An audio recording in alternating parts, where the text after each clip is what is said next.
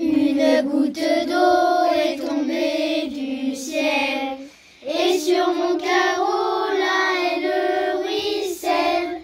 Elle glissera dans le caniveau pour aller grossir un petit ruisseau. Ce petit ruisseau. Tu sais d'où vient l'eau du robinet? Pas vraiment. Allons voir de plus près pour en savoir plus. Tu as vu l'eau, elle est belle. Il y a plein de poissons. Tu crois qu'elle est potable? Je ne sais pas, mais je sais qui va peut-être pouvoir nous renseigner. J'appelle monsieur le maire. Allô? Bonjour. Bonjour. On se pose une question. L'eau de la rivière est-elle potable? Oui, je pense que si vous êtes sur la commune d'Aigurande, il y a de grandes chances que l'eau soit potable, mais en général, on ne boit pas l'eau des rivières parce qu'elle n'est pas traitée. Il faut que l'eau des rivières soit traitée pour qu'elle devienne potable, vraiment. De quelle rivière vient l'eau du robinet? Alors l'eau du robinet qui vient à l'école et dans toutes vos maisons, elle est capturée par des tuyaux dans le massif des Agriers, juste au-dessus de nous, pas très très loin. Et ensuite, elle est dirigée vers une station de minéralisation pour après être redistribuée dans tous les tuyaux des maisons et aussi ceux de l'école, bien sûr. Merci beaucoup pour vos réponses, monsieur le maire. Au revoir. Regarde un tuyau, suivons-le. D'accord, allons-y. Ce petit ruisseau devenant rivière rejoindra un jour les bords de la mer. Comment fait l'eau de la nature jusqu'ici? Alors de la nature jusqu'ici, l'eau elle arrive par des tuyaux qui permettent en fait de l'amener à la station de traitement où nous sommes. Comment nettoyer fou l'eau? Alors l'eau ici, elle est déjà à la base de très bonne qualité, donc on n'a pas besoin de beaucoup la nettoyer, mais c'est ce que fait en fait les filtres qui sont derrière moi. Ça va permettre de la filtrer et de retenir toutes les petites impuretés qui pourraient être amenées par le milieu naturel. L'eau nettoyée, où est-elle stockée? Alors l'eau nettoyée, dans un premier temps, elle est stockée dans la bâche qui est juste derrière, et ensuite dans des réservoirs qui sont positionnés tout au long du réseau. Très bien, on y va, merci et à bientôt. Oh, il doit y avoir beaucoup d'eau dans ce château d'eau. Regarde le tuyau, continue, suivons-le encore. Regarde, le tuyau arrive à l'école. En résumé, l'eau est partie de la rivière, elle est passée dans la station de traitement pour être nettoyée. Elle arrive dans le château d'eau et elle arrive dans les robinets. J'ai enfin compris. Une goutte d'eau est tombée du ciel. Bonjour à toutes et à tous. L'eau, un sujet tabou. Les élèves de 4e du collège Willy Mabrou de Bourg-Lastic vous en parlent aujourd'hui. Nous allons commencer par vous parler de l'accessibilité à l'eau dans le monde et de notre consommation. Tout d'abord, il est important de préciser que l'eau potable sur notre planète ne représente que 0,2% de l'eau totale. Donc finalement très peu d'eau pour satisfaire nos besoins. L'image de cette planète bleue est donc trompeuse. La consommation d'eau par jour et par personne est très différente d'un pays à l'autre.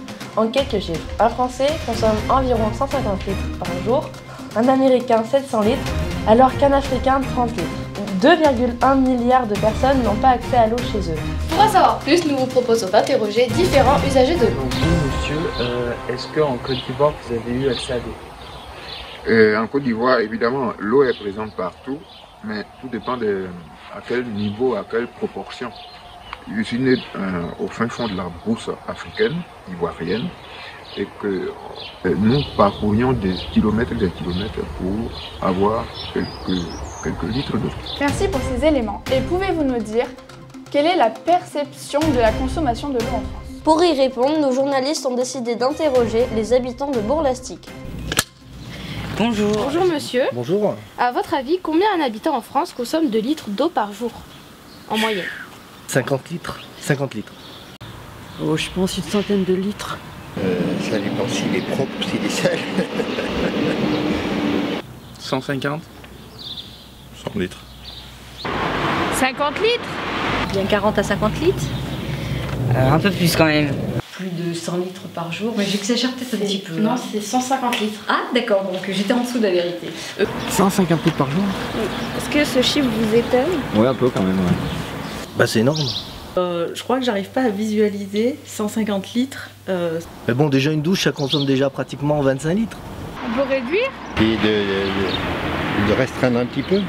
Le maire est responsable de la qualité de l'eau, d'un certain nombre d'éléments de gaspillage ou autres, mais on n'est pas en première ligne à la commune pour l'eau potable, puisqu'on a délégué notre compétence, on n'est plus compétent en matière de potable, on l'a délégué au syndicat. D'abord un usage immodéré de l'eau, effectivement, avec des pertes qui sont dues soit au réseau, c'est le syndicat qui en est responsable, soit effectivement des gens qui oublient de fermer le robinet ou qui dans les prés laissent couler un bac à eau destiné à l'appauvage des bovins. Toute surconsommation impacte la ressource et impacte le volume d'eau fourni par le syndicat, dont l'objectif est quand même de la réduire parce que les ressources, avec le changement climatique, sont en train quand même de poser quelques difficultés, même dans le Massif central qui est quand même le réservoir et le château d'eau de la France. Que pourrait-on faire pour moins consommer d'eau? Ne pas se laver? Non, c'est pas ça. Non. Bah, éviter de tirer l'eau tout le temps, éviter quand on se brosse les dents, quand on coupe l'eau. Prendre des douches, pas des bains. Il vaut mieux prendre une douche et limiter de prendre des bains. Il doit y avoir tout un tas de systèmes qu'on peut installer. Pour consommer moins d'eau, on peut mettre des adaptateurs sur des douches, sur des trucs comme ça, qui fait qu'on ferait couler moins d'eau. On prend pas un bain tous les jours, c'est un bain par semaine. Enfin voilà, c'est des petits détails, mais on garde l'eau de la douche et on s'en sert pour les toilettes. C'est des chasses d'eau, quoi. C'est de l'eau potable. Il faudrait essayer de trouver un système qui puisse filtrer de l'eau. Les gens commencent à faire attention, il y a une forme de sobriété qui est en train de s'installer et qui profite. On voit que la consommation globale sur tout le syndicat qui est d'Anne Chavanon diminue année après année, ce qui prouve bien qu'il y a une forme de responsabilisation des usagers qui est en train de se mettre en place et qui consomment moins d'eau.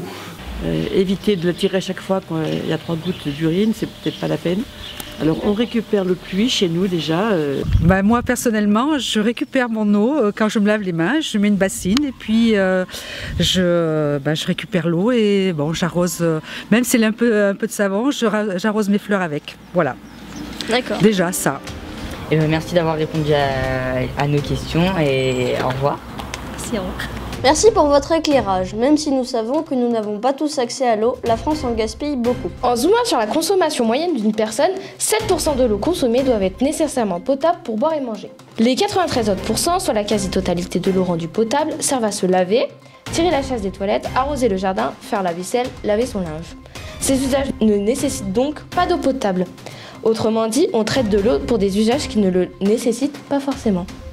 À ce constat, on peut rajouter le gaspillage que l'on ne voit pas, celui des fuites dans les réseaux de tuyaux qui relient les stations de traitement à nos maisons. D'après différentes sources d'informations, en France, on estime à peu près 20% de l'eau prélevée dans le milieu et potabilisée, perdue par ces fuites sur le réseau. En France, l'eau est accessible facilement, ce qui n'est pas le cas dans tous les pays. Comme on l'a vu précédemment, il est important de ne pas gaspiller et de la partager. D'autant plus que le changement climatique devient une réalité qu'il faut intégrer. En 2019, plus de 67% du territoire métropolitain ont subi des mesures de restriction d'eau à un moment de l'année. Comme le disent les élèves de 4e du collège Willy Mabru, économiser l'eau, c'est s'entraider. Une goutte d'eau est tombée du ciel. Aujourd'hui, nous allons voir où va l'eau de nos toilettes. Allez, suivez-nous. Bonjour, moi je m'appelle Ploufotte la rigolote. Moi c'est Flop Flop. Et moi, Flopso. On va vous raconter notre voyage. Venez, on passe d'abord par les égouts. Waouh, le toboggan! Quel grand manège! Et maintenant, où va se faire nettoyer? Réponse A, dans le lave-vaisselle. Réponse B, dans la machine à laver. Réponse C, dans une station d'épuration. Vous avez 5 secondes pour répondre. 4, 3, 2, C'est la réponse C, la station d'épuration. Ce petit ruisseau de présent rivière rejoindra un jour les bords de la mer, la goutte chauffée. Comment fait-on pour nettoyer l'eau sale? Donc pour nettoyer l'eau sale, on utilise une station d'épuration. Dans cette station d'épuration, il y a différentes étapes pour nettoyer l'eau. On commence par un dégrillage, puis un dessablage des huilages, avec par la suite un bassin d'aération, et pour finir sur une clarification de l'eau avant rejet dans la rivière. Combien de temps ça prend pour nettoyer l'eau? Il faut environ 15 à 20 heures. Vous avez toute votre plume, je vous attends pour le café. Comment vous vous appelez? Bonjour, donc je suis Christophe Arfeuillère, je suis le maire de la commune d'Ussel, en Corrèze. Combien vous consommez d'eau? Alors la consommation moyenne d'eau d'un particulier, donc d'un habitant à Ussel, est de autour de 120 litres d'eau par jour. Il me reste une dernière question, comment c'était avant? L'eau dans les toilettes des jardins, il n'y avait pas d'eau, c'était les toilettes sèches. Par contre, pour ce qui était des eaux de vaisselle, tout ça coulait par gravité dans les caniveaux ou dans les fossés. Mais il y en avait peu du fait qu'elle était vraiment économisée, comme il fallait la chercher dans le puits. Et je pense que c'est les orages qui rinçaient tout, quoi. C'est bon, nous sommes toutes propres. On peut aller se baigner dans la rivière et rejoindre nos copines. Continuons notre voyage en direction de la mer. Au revoir. Et puis tout à coup, elle retombera.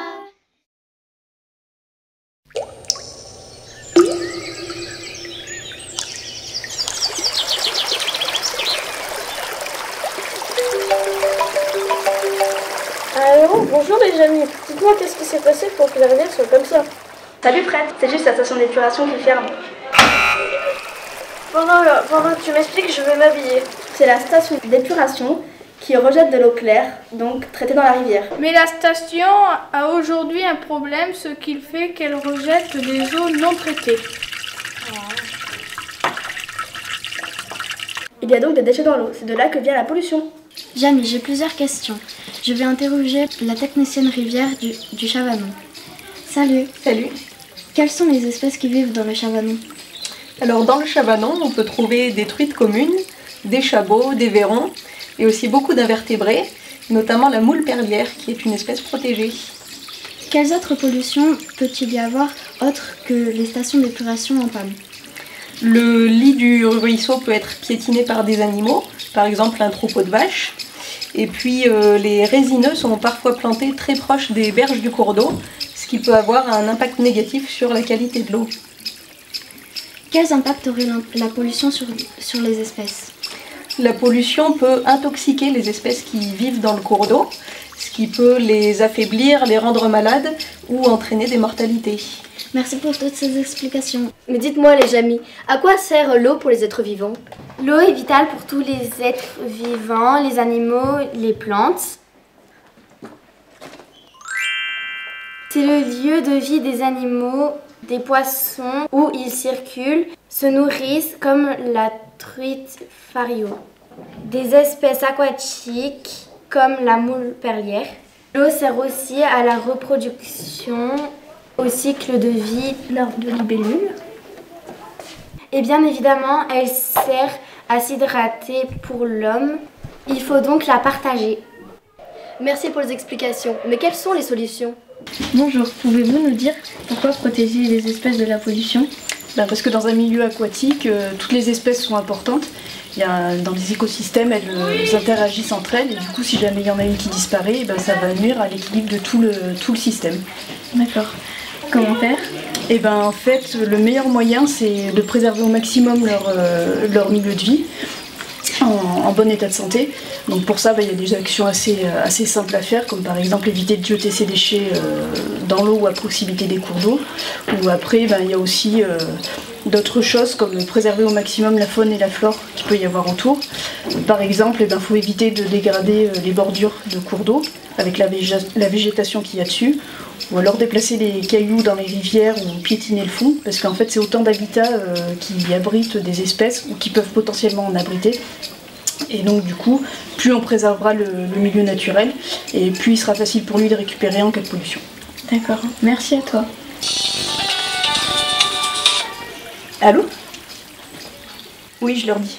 Bon, j'ai une bonne nouvelle, la station d'épuration est réparée. Et les amis, vous avez entendu ça?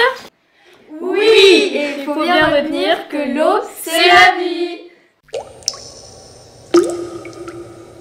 Une goutte d'eau est tombée du ciel, et sur mon carreau là elle ruisselle. Elle glissera dans le caniveau pour aller grossir un petit ruisseau. Alors dans l'eau, il y a des poissons. L'eau, elle sert à vivre, à nettoyer plein de choses, à arroser des légumes, des fleurs, pour boire, pour laver, pour tirer la chasse d'eau, pour beaucoup de choses.